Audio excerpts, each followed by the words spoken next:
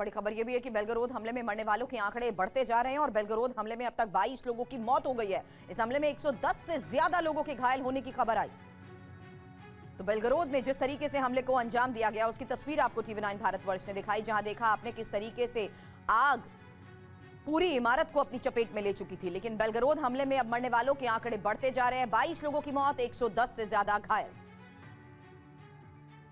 और बेलगरोद हमले पर रूस का भी बड़ा बयान सामने आया है। यूक्रेन ने ओल्खा मिसाइलों से हमले को अंजाम दिया है। प्रतिबंधित क्लस्टर बॉम्ब का भी इस्तेमाल हुआ है। वैम्पायर रॉकेट से भी हमला हुआ।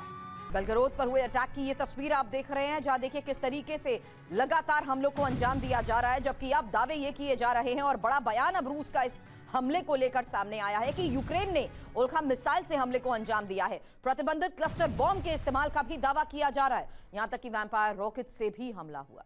बेलगरोद हमले पर रूस का अमेरिका और ब्रिटेन पर बड़ा आरोप। खबर यह है कि बेलगरोद हमले में अमेरिका और ब्रिटेन शामिल हैं। दोनों देशों के सलाहकार सीधे तौर पर शामिल बताए जा रहे हैं। दावा यह किया जा रहा है कि आम नागरिकों और बच्चों को अब निशाना बनाया गया है और हमले में क्लस्टर बॉम्ब का भी हुआ इस्तेमाल। तो जिस तरीके से हमलों को अंजाम दिया गया, अभी तक की सबसे बड़ी खबर सामने आई कि अब इस हमले में 110 लोग घायल हुए हैं और ज्यादातर लोगों की जान चली गई है। लेकिन अब बेलगरोद हमले पर रूस का अमेरिका और ब्रिटेन पर यह आरोप, और आरोप के तहत ये दावा किया जा रहा है कि बेलगरोद हमले में अमेरिका और ब्रिटेन शामिल है। दोनों देशों के सलाहकार सीधे तौर पर शामिल हैं। आम नागरिकों और बच्चों को भी निशाना बना रहे हैं। इस हमले में क्लस्टर बॉम्ब का भी इस्तेमाल किया गया है।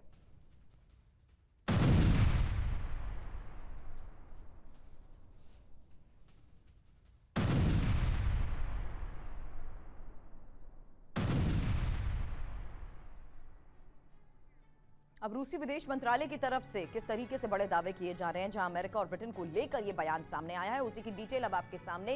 क्योंकि कहा यह गया है रूस के विदेश मंत्रालय की तरफ से कि बेलगरोद हमले पर यह बड़ा बयान, आतंकी हमले के पीछे ब्रिटेन है। ब्रिटेन और अमेरिका ने कीव को हमले के लिए उकसाया है।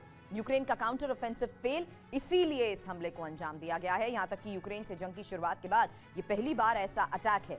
बड़ी खबर यह सामने आई और इस बीच इस बयान के साथ साथ ये जानना जरूरी है कि किस तरीके से मारिया ज़खारोवा, जो कि रूसी विदेश मंत्रालय की प्रवक्ता है, वो इसे लेकर बड़े दावे कर रही है। वहीं यूक्रेनी सेना ने भी अब सिकविवका के पास हमले को अंजाम दिया है और रूसी सेना के टैंक पर हमला हुआ। इस हमले के बाद रूसी सैनिक भागने लगे। भागते सैनिकों पर यूक्रेनी सेना ने बमबारी की।